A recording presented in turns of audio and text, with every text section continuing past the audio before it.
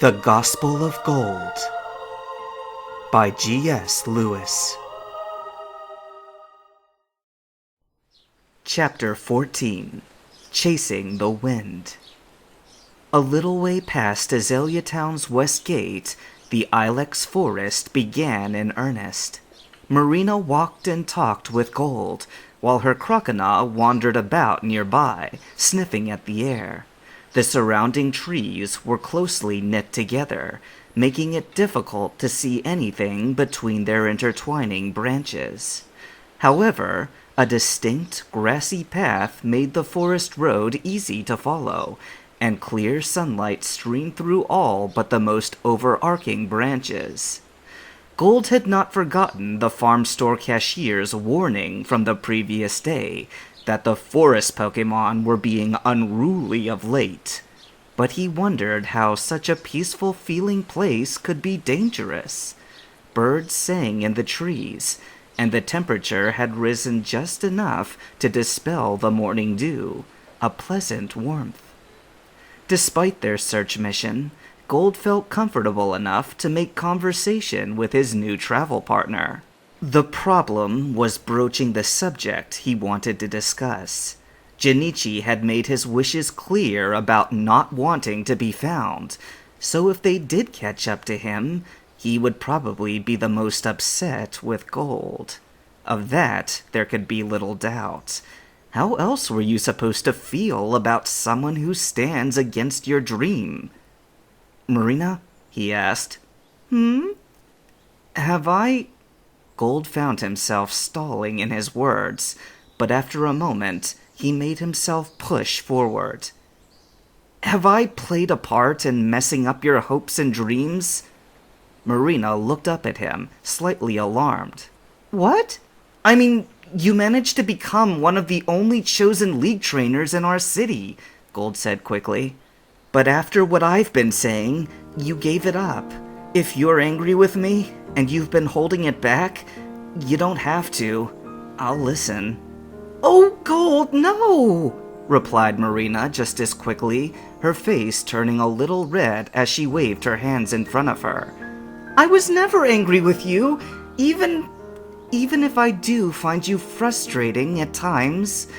If I had any dream as a league trainer, it was already taken away from me last week." "Okay," said Gold, feeling slightly relieved. He paused. "Wait, last week? What happened last week?" Marina's frame visibly sagged with sudden depression. "Master Lance disappeared. He's been in low-key conflict with the Elite Four a lot lately, but it sounds like they finally did something to chase him off." She closed her eyes and gave a long groan of disappointment. That was my dream, to collect all the badges so that I could see him at the Johto League competition, and maybe even get a chance to talk to him." Gold didn't need to ask for elaboration. Wataru Lance, former leader of the Kanto Elite Four, had gone on to become the Johto League champion in 3 short years. Few knew the details of his upbringing, aside from the fact that he had been raised in a clan of masterful dragon tamers.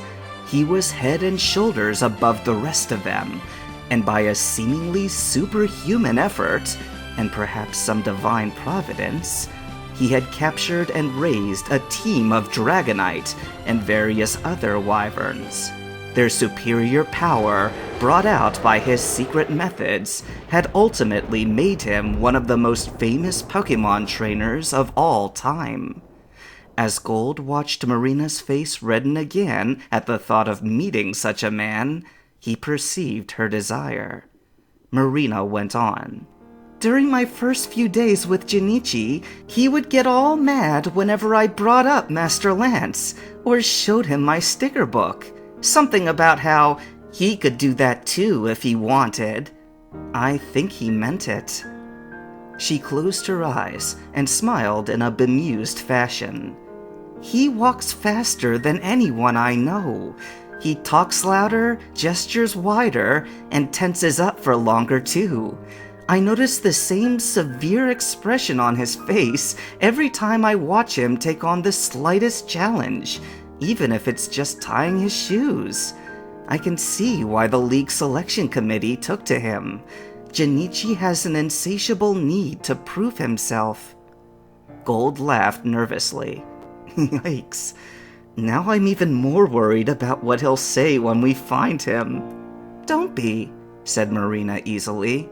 He was always nice to me, and he treats his Pokemon well. A sudden bark from Croconaw interrupted her mid-sentence. Startled, Gold looked at the water Pokemon just as it began to race off in the direction it had been looking. Hey! Cried Marina, springing after it. Wani Wani, what are you doing? Where are you going? Gold gripped his walking stick in both hands and hurried to keep after them, amazed at how fast the crocodile Pokemon could move when it wanted to. Perhaps it had caught the scent of Jinichi and wanted to find him as much as they did. The two humans barreled after Croconaw, their breathing progressively getting more labored as the distance stretched on. Minutes passed, one after the next, but they soon felt like hours as Gold's lungs began to burn. His thoughts became muddied, limited to only two coherent questions. How much further was there to go, and could he hold out? Gradually, Gold began to notice subtle signs that something in the atmosphere was changing. He wasn't going slower, but his breathing became somehow easier, as if the air was cleaner. The sun was out in full, but the temperature dropped to a pleasant coolness. His surroundings became slightly misty and took on an azure hue as though they were underwater. The trees ended in a sudden clearing, at the center of which was a shallow pond. Standing on the water was something that stopped Gold, Marina, and Croconaw in their tracks. Marina gasped softly. It was an enormous, four-legged creature, the like of which Gold had never seen before. On first impression, he could not tell if it was a stag or a large wolf. It had a single, great crystal-shaped antler crowning its brow, but its feet resembled the paws of a canine. The animal was primarily blue and white in coloration, except for a royal purple crest that ran down its back like a cape. Fluttering from its tail end, as if by a perpetual breeze, were two white bands that flowed all the way forward to its chest. The creature's head rose slowly, sensing their presence. To each of them, individually, it gave an appraising look, first at Croconaw, then at Marina, and finally at Gold. When his turn came, Gold feared no harm from it. Instead, he found himself expecting a certain level of sentience, as though this wondrous being might empathically bestow an emotion to his mind, or perhaps speak comprehensible words of lofty meaning to him. However, nothing came forth except a curious sense of replenishment. He felt like his thirst had been slaked after running full sprint for a considerable distance. It was not quite a wholesome effect, like the joy in the soul that Spirit exuded by her mere presence. Nevertheless, it was good.